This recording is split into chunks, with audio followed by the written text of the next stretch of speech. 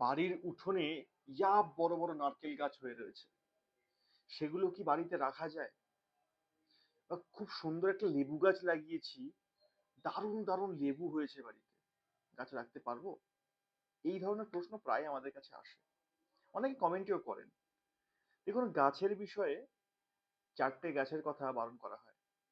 সেটা হচ্ছে: এক, আঠাযুক্ত গাছ; দ্বিতীয়, বহুবীজযুক্ত গাছ; তৃতীয়, কন্টকযুক্ত গাছ; এবং চতুর্থ, যেগুলো বন্য গাছ হয়। এই চার প্রকারের গাছ বাড়িতে বাস্তুর মধ্যে রাখার নিষেধ করা হয়েছে। বাকি যে কোনো গাছ আমরা রাখতে পারি, অসুবিধা কিছু হয় না। তবে হ্যাঁ, যদি নারকেল গাছের মতো খুব উঁচু উঁচু গাছ রেখে দিই, বারণ তো করা হয়নি, কিন্তু তথাপি একটা বজ্রাঘাত পড়ার ভয় তো থেকেই যায়। এই কারণে সেটাকে সরিয়ে রাখতে বলা হয়, বা দূরে কোথাও রাখতে বলা হয়, বাড়ির মধ্যে না। সেক্ষেত্রে বাড়ি ক্ষতি হতে পারে। তো এই চারটে গাছই আমরা বাড়িতে বসানো থেকে বিরত থাকবো। বাকি যে কোনো গাছ আমরা রাখতে পারি।